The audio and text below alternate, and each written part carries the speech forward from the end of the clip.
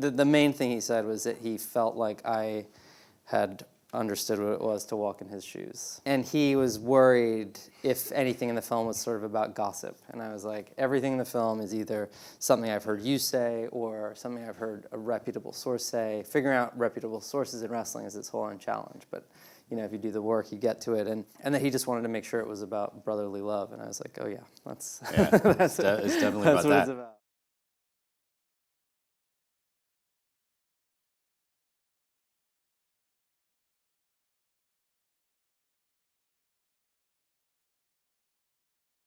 I just loved it. There was this thing about it where I was this super quiet kid. I was from a pretty restrained family. I come from a place where you can't really show too much emotion.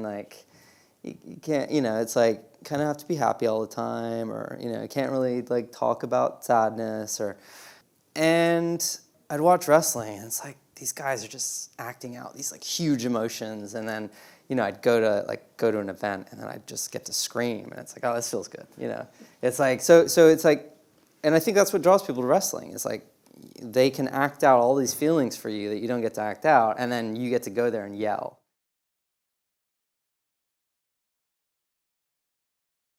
I followed the family. I saw Kerry live a few times in the WWF, and then I read that he had died, and my dad's brother had just died. And I remember my dad's brother had died on Christmas Eve, and we had this office in the house. It was this little room with a glass door, and you could see through. And I remember seeing him hunched over on the phone on Christmas Eve, and I didn't know what was happening. I kind of knew my uncle was sick. He had AIDS, but I didn't really understand because no one talked about it. No one would talk about him having AIDS or being gay or anything. It was all this sort of thing that was sort of hidden away, and he just I knew something had happened, but he didn't say, and he came out of the room and just moved on.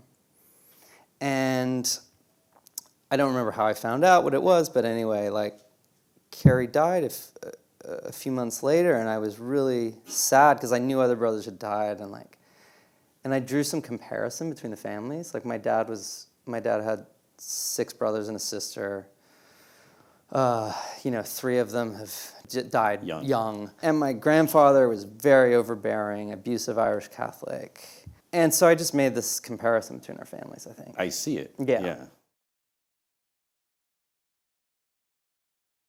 The first thing I did was I found a couple of journalists who were good sports journalists, and kind of used them as a framework of what they were writing about and stories they would tell and things. So I kind of found a couple trusted things. And then there's this really unwieldy, almost 4-hour, I wouldn't even call it a documentary, I would call it this documentary thing about WCCW.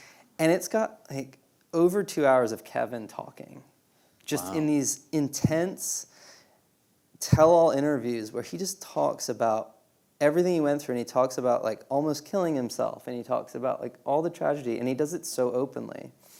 And I sort of was okay, well, there's all this information here coming straight from him. I'm going to use this. I'm going to use the few key sources, and I'm going to build the story, the facts of the story, from only these things that I hear. So the focus kind of came just because that always sort of ended with Kevin sort of surviving and finding his new family. And so that kind of pulled back and became the core of the film.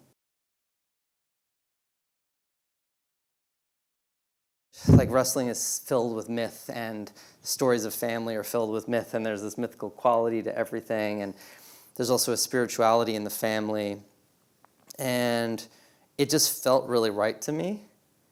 It was just about following the emotion of the moment, like anything else. And the emotion of the moment to me was to go with Kerry to reunite with his brothers, because that's what he believed was going to happen. That was his actual suicide note. All the suicide notes we used are the real suicide notes.